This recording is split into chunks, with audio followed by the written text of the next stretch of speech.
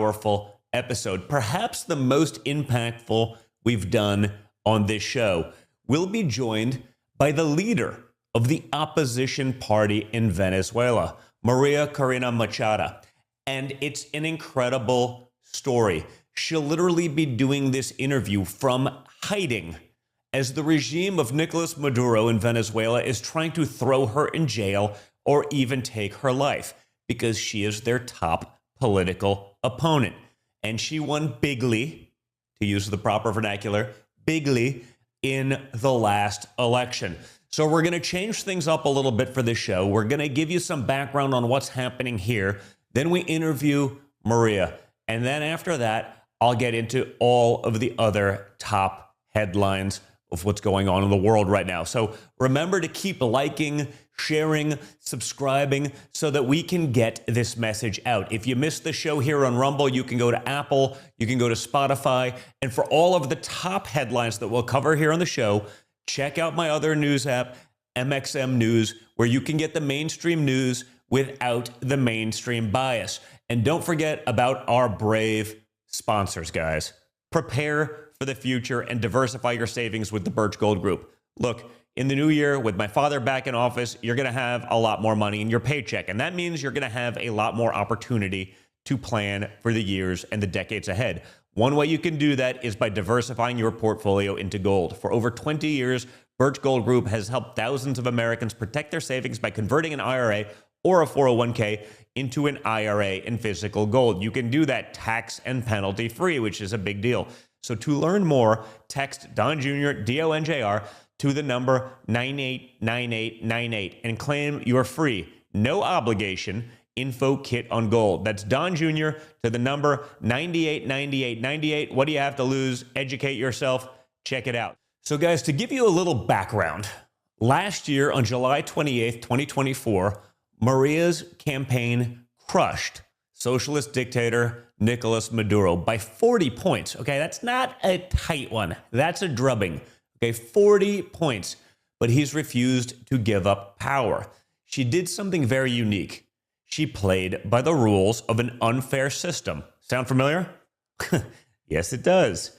And her political party defeated the Maduro regime in a landslide. The regime has seized and destroyed her family's businesses through lawfare. They've banned her image and likeness from even appearing anywhere in Venezuela. She's been censored. She was barely allowed to campaign in public. They actually kicked her off the ballot. Again, sounds sort of familiar, perhaps a more extreme version of what we've experienced here in the United States, but that's how close all of these things are. That's how close Western civilization is to falling to these dictatorial regimes. Pay attention. They put her on a no-fly list, and she had to do the entire presidential campaign by car, boat, and even bicycle, okay? When she traveled by car, if her campaign motorcade stopped at a gas station, Maduro's government would then punish the gas station. If she stayed at a hotel, they would shut down the hotel. It was ruthless and it was merciless. And yet she still won, despite all of that. The people saw through it all. Lawfare, censorship, punishing supporters. Again, guys, does all of that sound familiar? Sound vaguely familiar? Sort of feels like maybe what we've been going through for the last 9 years. She overwhelmingly won the 2023 primaries. It was an open primary in Venezuela, and she got 92% of the vote.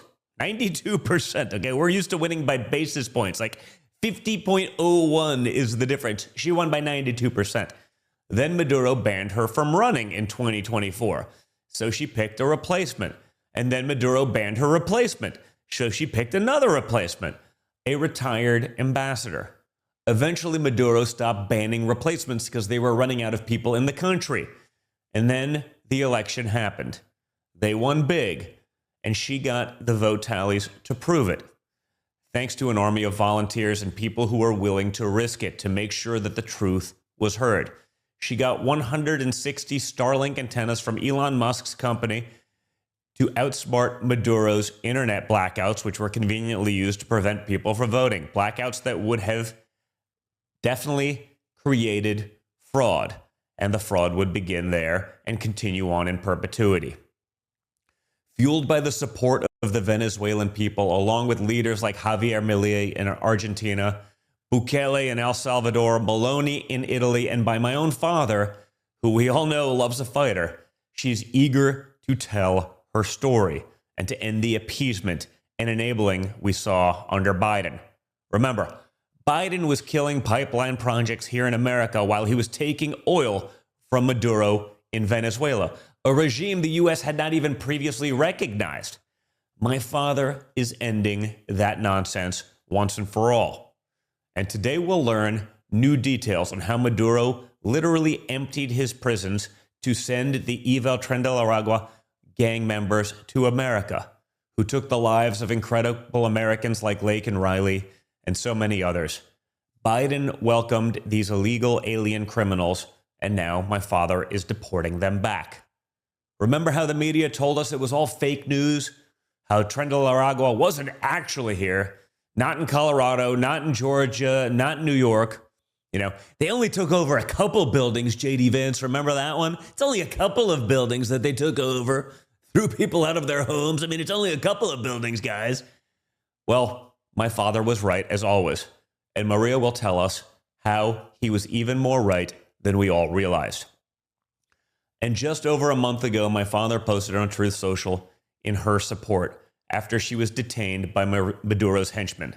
My father wrote, and I quote, "The great Venezuelan American community in the United States overwhelmingly support a free Venezuela and strongly supported me. These freedom fighters should not be harmed and must stay safe and alive." Shortly after that tweet, she was released because they know that my father means business. And even more interesting is that Maria has emerged as one of the biggest advocates for cryptocurrencies and will explain how decentralized finance can free oppressed people, combat corrupt institutions, and why she wants a Bitcoin reserve for Venezuela. And the Trump White House made it clear this week that America stands in opposition to this brutal regime. Check this out. Thanks, Caroline. I've got two for you. One on foreign policy. Over the weekend, the president's special missions envoy, Rick Grenell, was talking about Venezuela, and he said that the president isn't someone who wants regime change. Other administration officials have made clear that they don't see Maduro as the rightful leader. What is this administration's policy on a new government in Venezuela? I think the president has made his position on Venezuela quite clear. He stands in opposition to the Maduro regime, and Secretary Rubio has spoken on this extensively as well. So we're going to cover a lot. You're going to learn a lot, and it's going to be pretty powerful.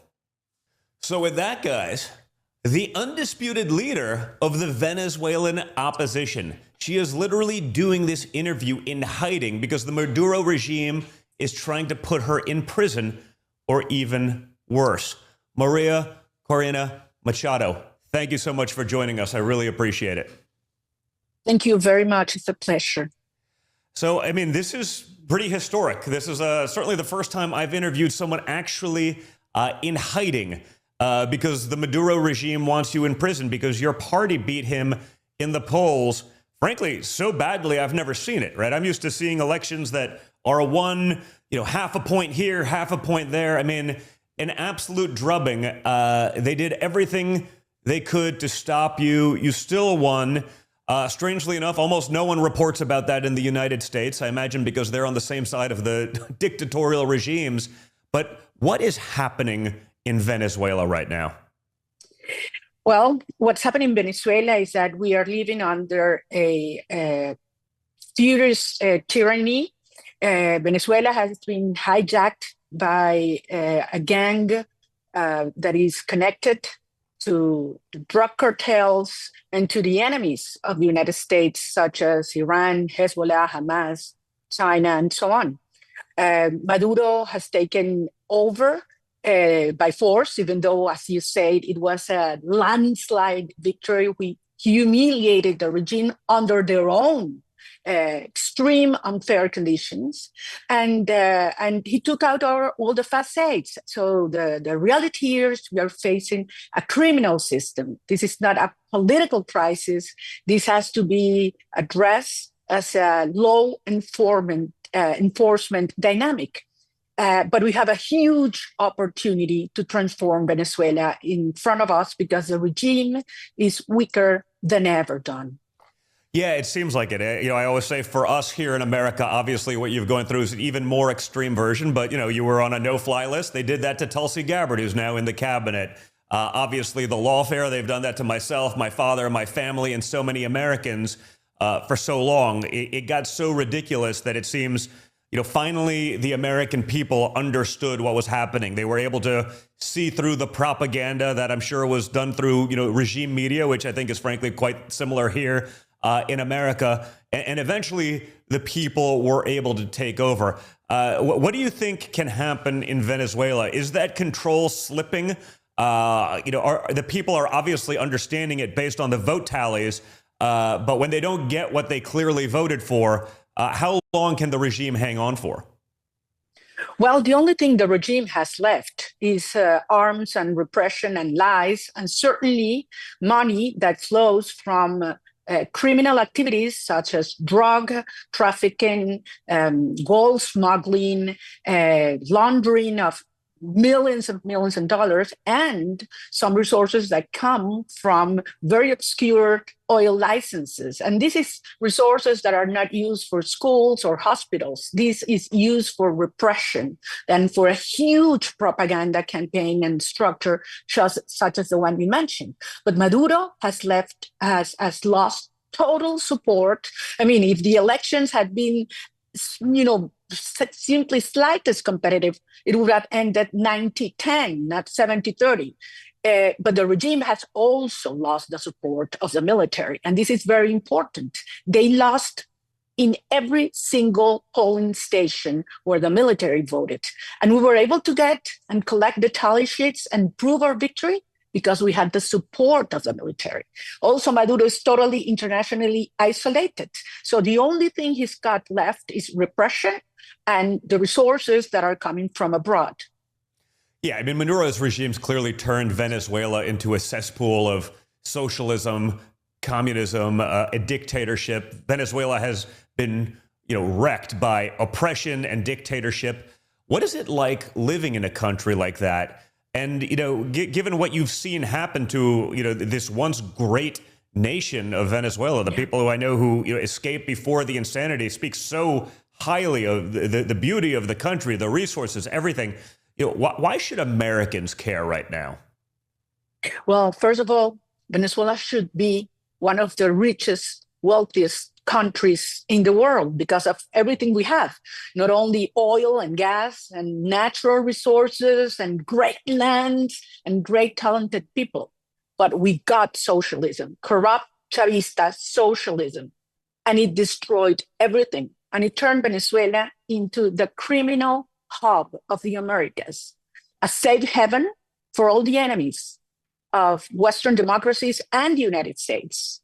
And from here, Venezuela represents a true threat for the safety and prosperity of the United States. So that's why I think it is very important for American people to understand what's at stake here, not only for Venezuelans, certainly, but for all of you. And I will mention only three main reasons. Why? One is the relationship between Maduro and the Iranian regime. I mean, this has been for decades now. Chavez and Maduro opened the doors of Venezuela to Latin America.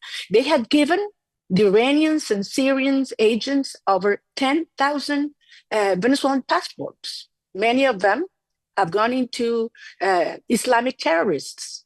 Secondly, they have turned Venezuela into the main channels of drugs in the region now. People estimate, experts estimate that there could be even 300 tons of drugs a year. Imagine what that means. And Venezuela has turned into a traffic zone, now into a producer.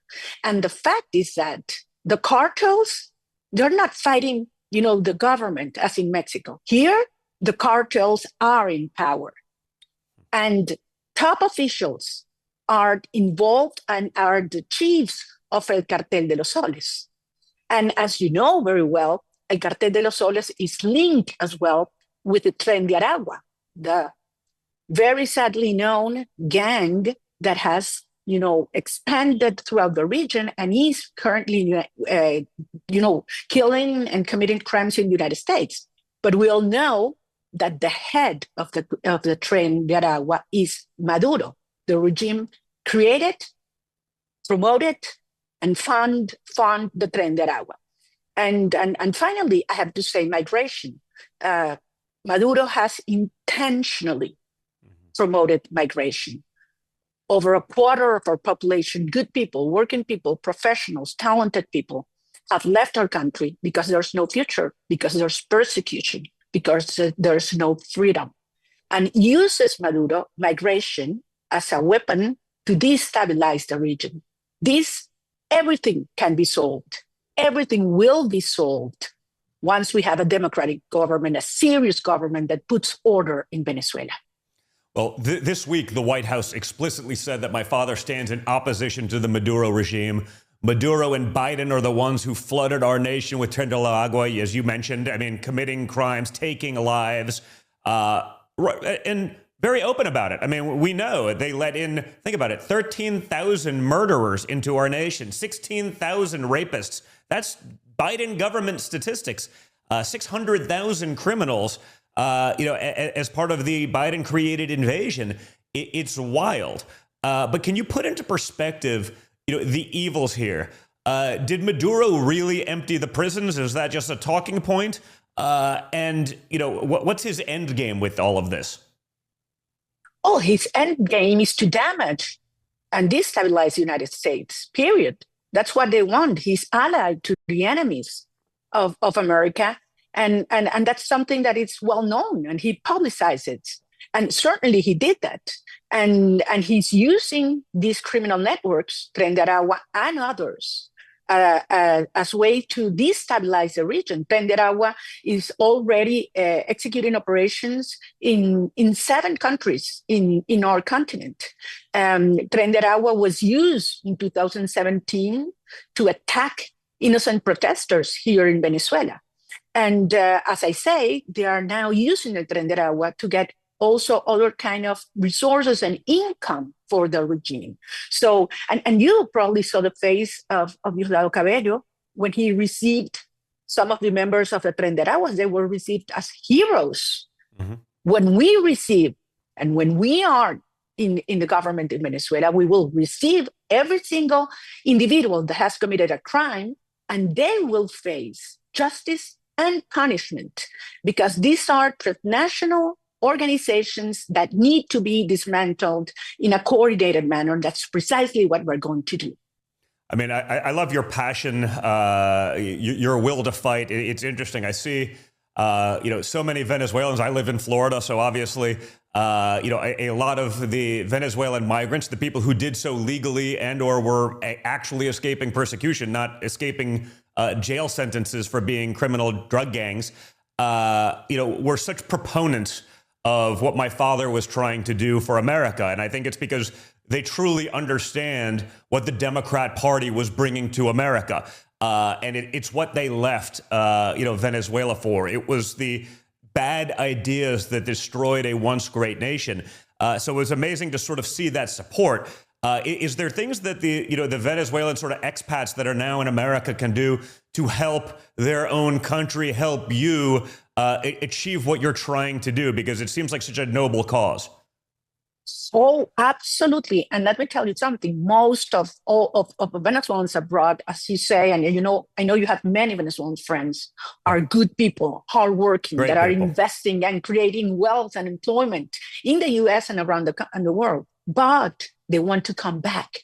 They want to come back to rebuild a nation that is going to be the strongest ally in the region for the United States and democracies in the Western Hemisphere.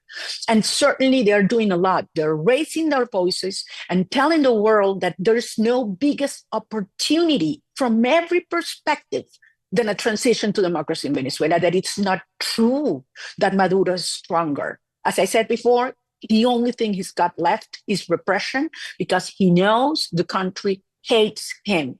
He's totally isolated internationally, because the world knows how he has violated human rights, committed crimes against humanity, and it is a criminal gang, a narco regime in power, but they are fragile. So this is the moment to act, and act together.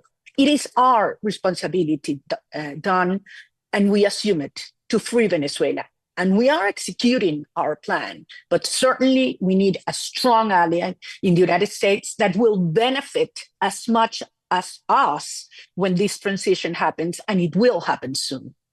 Yeah, I mean, I know, under Biden, we saw a reversal of the sanctions against Venezuela that my father put on in the first term. My father, many say, literally had him on the ropes. It was the same with Iran. They're basically running out of energy. They're running out of money. They have nowhere else to go. They're about to collapse. We sanctioned so many of the top drug kingpins, corrupt businessmen. But Biden let him off the hook. He opened up the spigot of the American money. We shut down American pipelines and started importing from Venezuela. It really seems that Biden and really Democrat weak leadership allowed Maduro the time and money to cozy up to China and Iran, making it harder for us to do that later. So Maduro is clinging on to power. But what is different now? What is different that can be done to stop the corruption and the evil? You mentioned sort of the military seems to be at least, not simply working for the regime anymore. How do you effectuate that kind of change, hopefully in a peaceful way? Absolutely, in a peaceful way. And I would say, first of all, everything's different. I'll get into that. But I mentioned the past, because even though everything you said is true, there are still people that say, oh, maximum pressure didn't work. What do you mean didn't work? Yeah, there wasn't maximum pressure. We were almost there. Yeah, we had we it, were and then they almost reversed there. it. Absolutely. And the fact was that Maduro was, willing to accept a negotiation because he knew it was over. But then they gave him oxygen. They gave him time. He had a chance to recover. And then he unleashed this huge repression wave against Venezuelan people when we defeated him by a landslide. And now there are still some people that are saying, no, well, perhaps we can get an arrangement with a criminal gang, a drug cartel. So what's different now? Everything's different. First of all, we won, and the world knows it. And everybody knows Maduro is absolutely abandoned and cornered by the people. Secondly, what we mentioned about the military. The military are perhaps the sector of our population that are worst persecuted. I mean, they are spied with Chinese technology and by Cuban agents. There are hundreds of them that have been imprisoned or disappeared. Thousands that have been persecuted because the regime knows that all the structure, middle to low, is against him, as well as the police. Third, as I mentioned also, Maduro internationally is absolutely isolated. No one is going to lend him $1. And fourth, and this is very important, there is a very strong new administration that had the correct vision on how to address a criminal structure. This is not a political actor. This is a criminal structure that should be addressed from a law enforcement approach, and that is going to work. And finally, I would say the Venezuelan people choose serious, strong leadership, and we will not let go. We will never surrender. We have a plan to get rid of Maduro. We are executing it, and we will win this battle. So, Maria, what do you say to skeptics in America who say, this is someone else's mess? Why should the U.S. taxpayer care? God knows. I've said that about Ukraine, where we're putting $250 billion into a place no one cared about prior to 3 years ago. Will U.S. taxpayers have to foot the bill to fix this mess instead of you handling it yourselves? we don't want another endless war to break out. But, obviously this is a little different than Ukraine because this is right on our doorstep. I mean, quite essentially. But Americans are tired of that. What is your message? Is this different, or would this turn into sort of another, America-funded civil war? No, that has nothing to do with it. And first of all, I understand. Of course I do. The American people are tired of wars and sending your troops abroad and spending huge amounts of money very far away. I understand that perfectly. But you mentioned it. Venezuela and Caracas is 3 hours away to Florida, to Miami. Exactly the same flight in terms of hours from DC to Miami. So we are very close. And the enemies of America are here, very close, in your backyard. And they are here for a reason. And having this regime here makes the United States be an unsafer place. On the contrary, moving ahead in a transition, orderly, peaceful transition to democracy can be done. And this is good for American safety, prosperity, and freedom. And of course, this is our responsibility. We are doing our part. I mean, this is our country. There are more than 2,000 people in jail, people killed, persecuted, in hiding, such as I am right now, because we are willing to do what it takes. But this is a great opportunity, and it can be done. And people who talk about, civil wars, they know nothing. I mean, they don't understand what's going on in Venezuela. We do not have the religious differences. We do not have racial or political or regional or social difference. I mean, this is a society united. 90% of Venezuelan society want to get rid not only of Maduro, of socialism. I mean, when I started talking about fighting socialism 20 years ago, people said it was crazy because that was the only thing we had known in Venezuela. Now, 90% of the people understand that only with open markets, free markets, open societies is that you can prosper and also that you can have your children home. I mean, we all have our children spread around the world. We want them back home and build a great nation that's going to be the biggest deal, the biggest economic opportunity also for American business and companies. It sounds, absolutely amazing. And you're right. I guess 92% is different. When you have those sort of internal wars, it's usually 50-50 and each side's taking a stand, 90-something%. That's a pretty solid mandate. That's about as solid as it gets in all of politics. But Maria, you've been completely censored in your own country, something that so many Americans, certainly on my side of the political spectrum, have had to deal with over here. You a little bit more. Maduro's gone after your family, your businesses. They kicked you off ballots. Platforms like Rumble that we're on right now are restricted in Venezuela, so it's hard to actually break through the narrative of the state-sponsored media.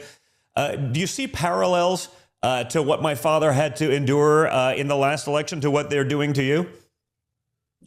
Oh, certainly. And I see it in many places around the world. But believe me, I've never seen what is going on and happened here. Yeah, no, that's a whole different world. As bad as ours was, I complain a lot only because I was a target of it myself. But no, I mean, what they're doing to you is different. If you go to fill up your car at a gas station and they shut down the gas station for supporting you, that's a little problem. Though, they did want to put us in jail for 750 years, so not ideal. We get it. I mean, right. It's never perfect, but you've had it worse. We need to sit down for a couple hours to tell you everything we face and what we have learned. But we learned something. You can win an election without money. You can win an election without media. You know how many interviews I had on national TV or radio during my primary campaign and then the presidential campaign? Zero. Not one. Not one. Journalists were threatened. If they get me to interview me, they would close the media outlet. They will persecute them. And as you said, I was banned from taking flights, local flights. I had to go in with my car.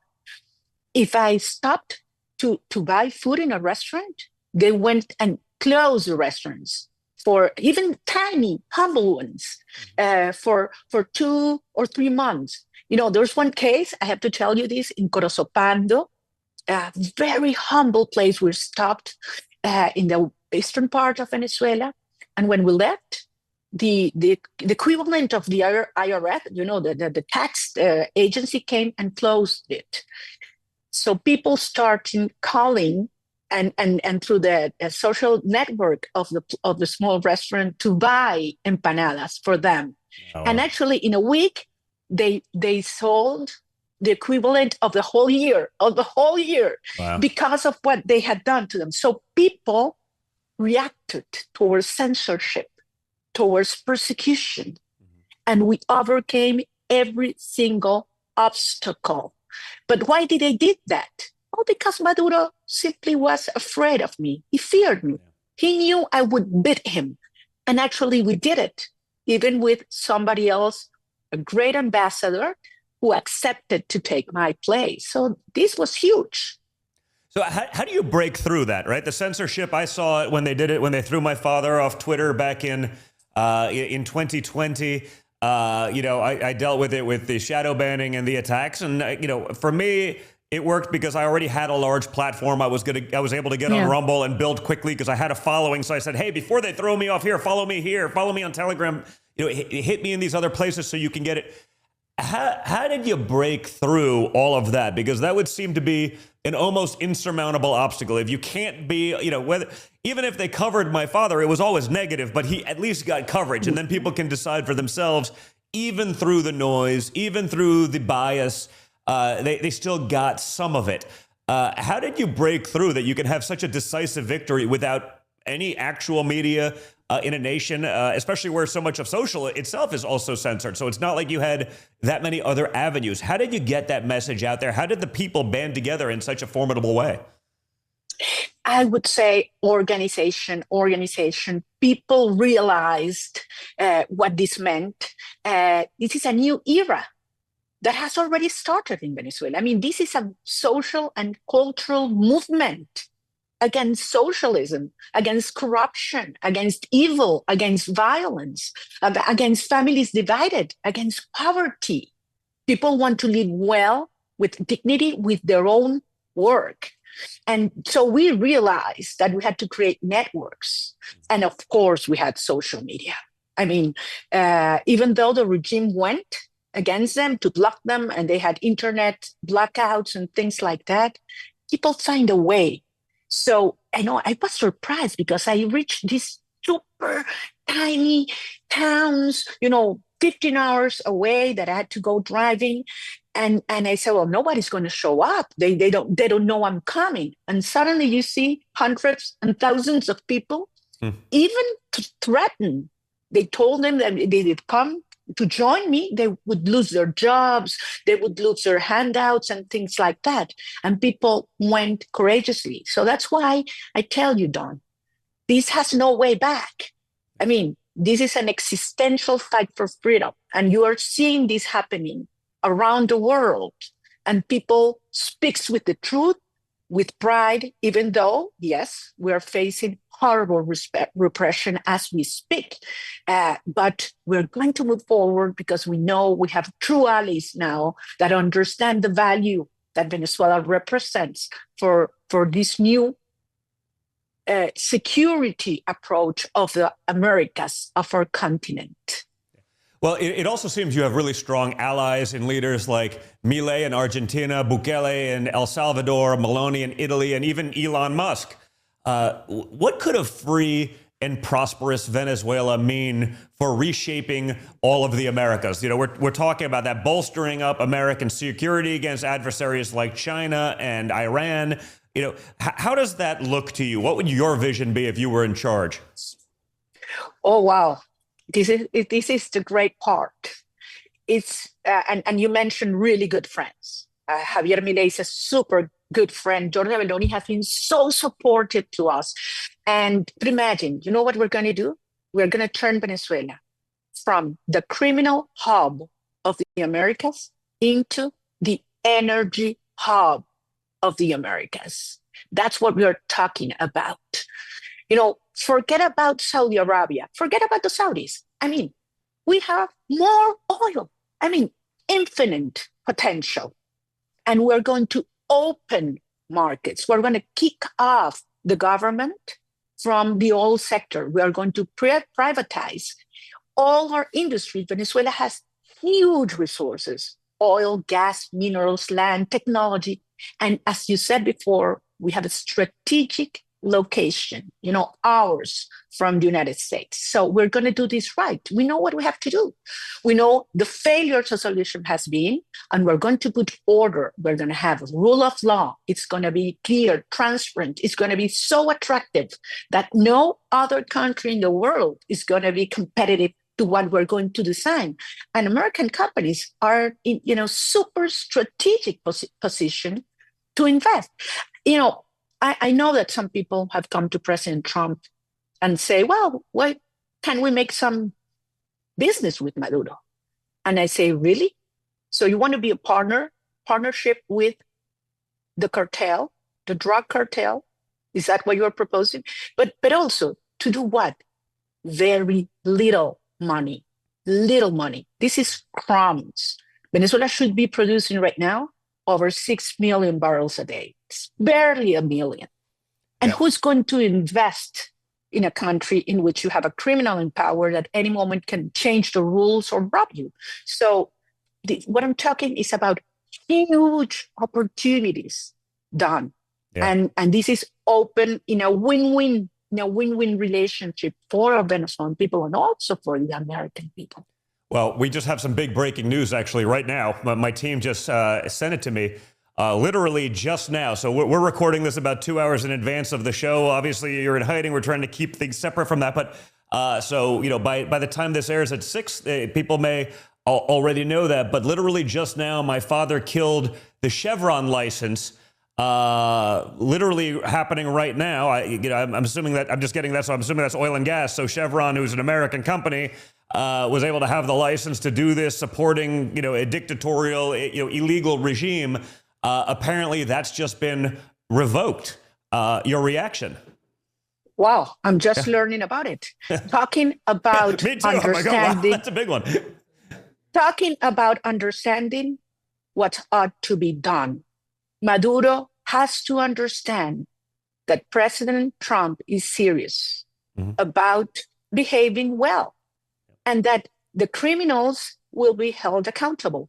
This country, Venezuela, is going to be the brightest opportunity for investment of American companies, of good people that are going to make a lot of money, but it's going to turn also very positive, of course, for the Venezuelan people. What you just mentioned, it's a proof for me that President Trump is on the side of the Venezuelan people, of democracy and prosperity for the U.S. and for Venezuela as well.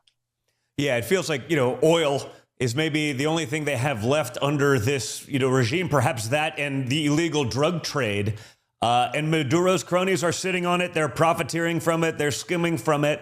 Hopefully this is something that pulls that card away from him, that he can't keep wreaking this havoc. I guess we're going to find out if he's really weak or if he's actually strong once he loses that sort of lifeline, so to speak. Believe me, Maduro is terrified with Donald Trump. Terrified. And the regime is as well. They thought that, the world will turn the page on all their crimes, their liaisons with Iran, with Hezbollah, with Hamas, with the drug cartels, all the crimes that they have committed, the threats to U.S. security. They thought people would turn the page back, and that's simply not going to happen. As I mentioned, we've never had a bigger opportunity than we have right now, biggest opportunity to move ahead and make them understand that their only option is a negotiated, orderly, peaceful transition. And this, what you just told me, is exactly the path ahead.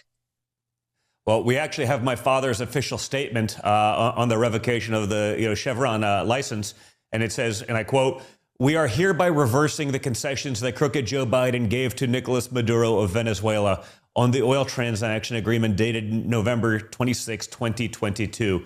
So this kills the Chevron license, correct? I mean, you think this is the opportunity that perhaps you need to get him to the table to make sure people understand that America actually means business, and that, let's just say, those concessions are no longer going to allow them just to continue this nonsense. This is a huge step, and this sends a clear, firm message that Maduro is in huge trouble, and President Trump is with the Venezuelan people, with security, freedom, prosperity, and peace for the whole region. This is huge. It feels quite strange to learn about the decision of the president. I thought this was going to be we're breaking news within breaking news. No, and read by his son. I mean, this is kind of strange. For the record, I had no idea that was going on, because somebody they'll try to arrest me again here for the seeming coincidence, but. I have my doubts. I don't know, Joe. This is quite a coincidence, but it's a good coincidence, and it gives me the opportunity to send my gratitude to President Trump through you. This is the correct thing to do. It's the right thing to do. It's the right moment to do, and I'm sure that this will have consequences in the very short term. And I'm sure Venezuelan people right now feel secure that we are not alone. Maria, I know you're also a huge advocate for cryptocurrency. Obviously something, we're big advocates on, because we've seen sort of the warped nature of the typical financial structure. I think the democratization of finance is a great idea. So important for so many people around the world, especially in circumstances like yours under a dictatorial regime. I can certainly see the benefits. Can you talk about that, how it could free so many people from this oppression? What are your thoughts? Well, I've been into Bitcoin for quite a time, and I think it is the platform, and through which a lot of people, as you say, can overcome the kind of persecution the regime has done, what it did in the media, in the financial sector.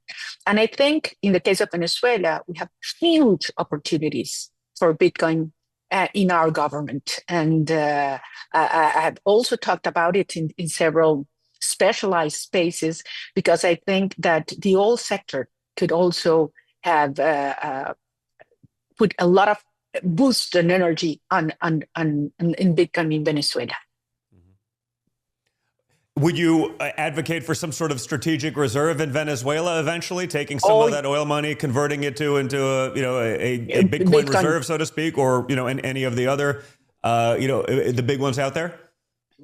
Oh yes, I have mentioned that. I think part of Venezuelan reserves in Bitcoin could be a very powerful tool in the future. That's excellent. When you talk about the next steps for you, how does it work? Is there another election that they're just going to ignore? Hopefully these sanctions, I guess, is what they would be. Force that hand a little bit. But what's the purpose of the elections if they're just going to be ignored? Is it just about getting the will of the people to understand, and eventually, that dam has to break? It's sort of hard to believe it doesn't break at 90%, because again, I think that's unheard of in the world of politics. But what are those next steps for you and for the people of Venezuela? This is a very good question, Don. I mean, on July 28th, when the regime realized that they weren't going to get out with their fraud, because we were able to collect the tally sheets. And I have to tell you, not only we scanned them, we were able to put them on a website, thanks to Starlink, the Starlink equipment that we have got secretly uncovered in our country.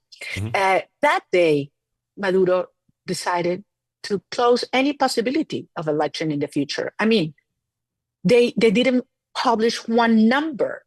They just decided Maduro was the winner, period, without showing one number. They went against our polling monitors. They got our people in prison just because they refused to give away the tally sheets they were defending. So obviously, they closed the electoral path while Maduro is in power. But we have to build enough pressure to create the incentives for Maduro to understand that staying in power is going to be much more costly than accepting a transition to democracy. And that's precisely what we need to do right now. The only thing Maduro has left, as I say, is the money that right now started to be cut, and repression. Once we weaken repression and we are organizing and relaunching our civic movement, there's nothing left for him but to go, and he will have to go done. Well, yeah, no, I think you're 100% right. And for those of you who are just tuning in right now, as I said, breaking news, it's literally happening right now. The Biden-era Chevron license in Venezuela is dead. My father is just announcing this. Can you just, again, just perhaps explain how big a deal that is? Because, again, I think that it's the oil that's kept all of that afloat. I know we had other big news. Rick Grenell was just in Venezuela bringing back 6 American hostages. Maduro now claims he'll take back more deportees. Those next steps, it feels like he's definitely on the ropes. He's starting to work. What do you see as next steps, and what do you think that relationship will be like for Venezuela, perhaps yourself and the new Trump administration? Well, there are many things of what you have said. I want to go through them quickly. First, for every dollar Chevron got, Maduro got $3. Wow. That's how bad it is. It's billions of dollars that he has used for repression, persecution, and corruption. That's over. That's so important. Secondly, of course, I'm aware of the task and the propose of the visit of the special envoy Richard Grenell. I spoke with him before and after his visit, and I understand he had a mission to take the hostages back home. And I have great relations, I have to say, with many members of the Trump administration. Mike Waltz has been a true champion, ally of the Venezuelan cause. Of course, he's the national security advisor. Marco Rubio, while he was a senator, he was one of the strongest voices to defend the Venezuelan cause, and Cuba and Nicaragua, because once Maduro goes, you will see Cuba and Nicaragua fall as well. And Venezuela and Latin America and the Americas will be, for the first time, free of socialism and communism and tyrannies. And certainly we have great friends in Congress, such as Senator Rick Scott and the representatives Mario Diaz-Balart, María Elvira Salazar, Carlos Jiménez, the Speaker, Johnson. Sir Johnson is a great supporter of our cause. So we know we are surrounded by a great team that trusts Venezuela, and we trust them as well.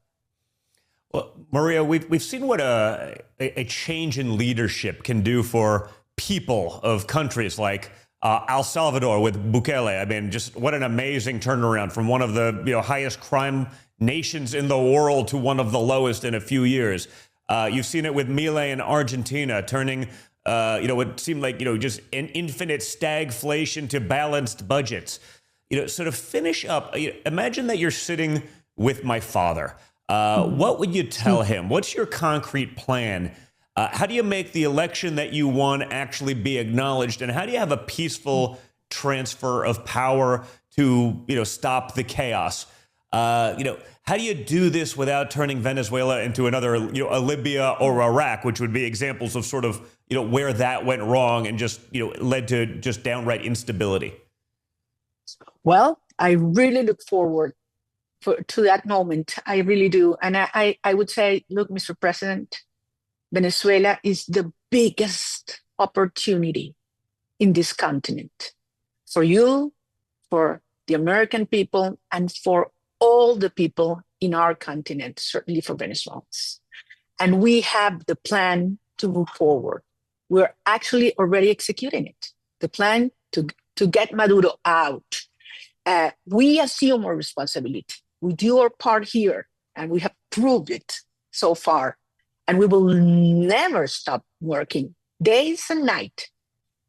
But we need a true ally that exactly knows what to do. We don't need boots on the ground. We don't need soldiers in Venezuela. That's crazy.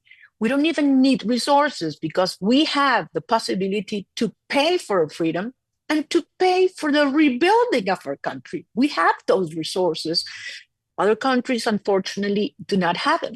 And we have this plan ready to work together for rebuilding Venezuela, opening markets, and getting, great opportunities for all the actors in business in the U.S. and in the region.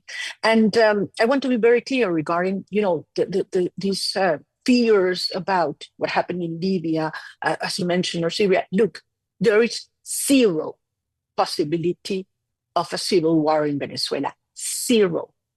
This is a country that is united. And I tell you, even the military, even the police want this change as much as we do. And we know what to do the first day we arrive in power. We have a 100-day emergency plan for every single sector. We have our teams with talented, professional people, some here, many around the world that are desperate to come back and start rebuilding the nation. That is, as I say, we're going to turn it from the criminal hub of the Americas into the energy hub of the Americas, the strongest ally in security, in energy, and in democracy for the United States. That's what we are going to be, and we're going to do it together. Well, Maria Corina Machado, thank you so much. What an incredible moment in history. I just truly honor your bravery, all of the things that you're doing. I think it's a great example for so many people in the world. So thank you. I really appreciate it. I wish you all the luck. Anything I can help do to support that, make sure your voice is heard and amplified. It'd be an honor to be a tiny part of it. So keep going strong. I really look forward to seeing what you can do with your country. Thank you so much, Don. This means a lot to us. We know we can count on you, and trust us. Trust the Venezuelan people. We're going to do it right, and we will win. Don't doubt it. Thank you so much. Take care. Thank you again. Be well. Maria, thank you so very much. We appreciate your incredible efforts, your fighting. It's a really big deal. And guys, coming up, we'll get into the other top headlines to close out the show. But first, another word from one of our amazing sponsors. All Family Pharma. We talk about it all the time. Be prepared for a time of crisis. They're cutting through the red tape to get you the meds you need fast, easy, with no interference. Whether it's ivermectin, hydroxychloroquine, those bad things that, other guys wouldn't want you to have, but have been proven to be really effective and surprisingly cheap, so they don't make billions. Antibiotics or other essential medications, you can check out their website and find the medications that you need. All Family Pharma even lets you order in bulk so you can stay ahead of the curve. Because when you're prepared, you're in control. Just visit allfamilypharma.com and use code DonJr10 for 10% off your order. Again, that's allfamilypharma.com. Use promo code DonJr10 and save 10%. Get ahead of the game. And now, guys, let's get into some of the other top headlines. We begin with the regime media meltdown over at the White House Correspondents Association.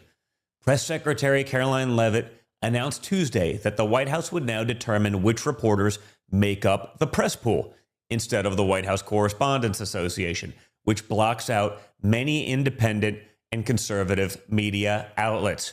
Okay, they function purely as regime propagandists, bolstering the leftist buddies of theirs while blocking out anyone else who actually may get you the truth. Here's the White House press secretary explaining that decision yesterday. As you all know, for decades, a group of D.C.-based journalists, the White House Correspondents Association, has long dictated which journalists get to ask questions of the President of the United States in these most intimate spaces. Not anymore. I am proud to announce that we are going to give the power back to the people who read your papers, who watch your television shows, and who listen to your radio stations. Moving forward, the White House press pool will be determined by the White House press team. Legacy outlets who have participated in the press pool for decades will still be allowed to join, fear not, but we will also be offering the privilege to well-deserving outlets who have never been allowed to share in this awesome responsibility. Now, we're also learning that Eugene Daniels, the president of the White House Correspondents Association, is leaving Politico and joining MSNBC to co-host a weekend roundtable show. Here he is on your screen. Now, Kamala Harris's comms director is going to MSNBC. That wouldn't be noteworthy, except for the fact that he demanded, it seems, Joy Reid's wardrobe to be included in that deal as part of the switch. It's an interesting getup we got going on right now, guys. Rather wild, but hey, nothing surprises me in 2025 anymore. And meanwhile, the Trump administration is clearing out the rot inside every corner of government. Just look at this report from Chris Rufo, friend of this show. He's uncovered that in a secret NSA chat room, guys, NSA, DNI, and Spacecom officials claim that Tulsi Gabbard is fervently anti-queer and a Russian agent and a member of the MAGA cult. These employees include at least one, probably many, they, thems, okay? The pronouns are abundant, folks, and they're attempting to undermine Tulsi Gabbard from within. And even worse, creeps at the NSA were caught fantasizing about having hermaphrodite babies. Honestly, guys, I feel like sometimes I'm reporting on like an episode of South Park and like someone's punking me, but they're not. NSA members, people from the National Security Administration, they're fantasizing about having hermaphrodite babies so that they could raise them in non-binary fashion, I guess. I don't even know what any of that means, but it ain't good, and it really has no business at the NSA. This is all from newly uncovered messages. Well, Tulsi Gabbard says these creeps have been fired, but how many more are there?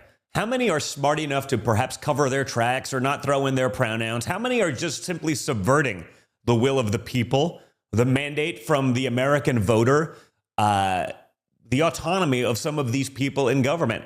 How many are still in there quietly subverting it? And I imagine the answer is a lot. It's another reason why Democrats get so upset about Doge. This stuff is beyond sick. We only wish the NSA had shredded their secret sex chats. We told you how intel officials were using government chat rooms to brag about their fetishes, kinks, and sex changes. Journalist Chris Rufo just uncovered more messages. Viewer warning. Creeps at the NSA were fantasizing about having hermaphrodite babies so they could raise them non-binary. They were also trashing conservatives like Ben Shapiro, calling them effing monsters. And after Pat Robertson died, CIA workers celebrated. Quote, "I was always taught never to say anything about the dead unless it's good. He's dead. Good." The lawfare, the deep state, all the bad actors, they are on notice. Yesterday, my father signed an executive order suspending security clearances for Covington and Berkling, the LLP, the law firm employees who worked with deranged Jack Smith to weaponize government against my father and the American people. At the outset of your administration, sir, you committed to ending the weaponization of government, to holding those accountable who participated in the weaponization of government. Hold it. This is a good one. Is everybody listening? Deranged Jack Smith. We're going to call it the Deranged Jack Smith signing or bill. Go ahead. One law firm that provided pro bono legal services to the special counsel's office under Jack Smith's leadership was Covington and Berkling. As a result of those actions, we're now going to be suspending and putting under review the security clearances for the attorneys and employees at that firm who worked with Jack Smith's team. And we're going to continue holding the people who were responsible for the weaponization of government, who supported it, accountable for what they did. And you'll be doing this with other firms as time goes by, right? We're looking at sort of the whole panoply of options. The weaponization of our system by law firms, even pro bono work they're doing just in order to clog up government, stop government. And nobody knows about it more than me. And hopefully that'll never happen again. So Covington and Burlington? Covington and Burlington. Mr. President, may I ask you a question about Europe? So long term, do you plan to maintain the number of U.S. troops Wait, stationed? I just want to savor this one, please. Who would like this pen? Hey, why don't you send it to Jack Smith? A deranged person. And earlier today, my father had his first cabinet meeting where he announced that Zelensky will be at the White House Friday to sign an agreement on rare earth minerals. Is the endless war, the endless bailout finally coming to an end, right? All of a sudden, rather than just giving them money for no cost, maybe we actually get something in return. I mean, we're funding this thing indefinitely. We're funding it more than anyone else by a lot. Maybe we should at least get some, I don't know, return on investment. Seems like a basic concept that no one in government had thought of apparently before my father. And my father is doing something novel. He's actually negotiating a deal, guys. A deal that will benefit Americans and will make America richer. Incredible concept, folks. Hard to believe, Seems so obvious, and yet it's so not for so many people. We appreciate you being here, and we've put together a great cabinet, and we've had tremendous success. We've been given a lot of credit for having a very successful first month, and we want to make that many months and years, actually. But we're going to have many good months, and we're going to have many good years, I hope, and we're going to solve a lot of problems. We're doing very well with Russia, Ukraine. President Zelensky is going to be coming on Friday. That's now confirmed, and we're going to be signing an agreement, which will be a very big agreement. And I want to thank Howard and Scott for the job you guys did in putting it together. You really did an amazing job. And that'll be on rare earth and other things. And as you know, we're in for probably $350 billion. Europe is in for $100 billion. And that's a big difference. So we're in for probably 3 times as much, and yet it's very important to everybody, but Europe's very close. We have a big ocean separating us, so it's very important for Europe, and they hopefully will step up and do maybe more than they're doing, and maybe a lot more. The previous administration put us in a very bad position, but we've been able to make a deal where we're going to get our money back, and we're going to get a lot of money in the future, and I think that's appropriate because we have taxpayers that shouldn't be footing the bill. And we'll have even more to cover next week as big things are happening and the news is constantly breaking. Guys, thank you so much for tuning in. I thought that was an amazing interview. I love what's going on right here in our country. Please remember to like, share, subscribe, hit the button, share it. Remember, we're on Spotify, we're on iTunes podcast. Trigger's right there. Send it to your friends if they get their podcast that way, or if perhaps you're not always on Rumble. Check that out. Also, make sure to support some of our great sponsors down below, people who've had the guts to support programming like this. It makes all the difference in the world. You guys are part of that movement. Make sure we keep the foot on the gas. Thank you so much, guys, and I'll talk to you all again very soon.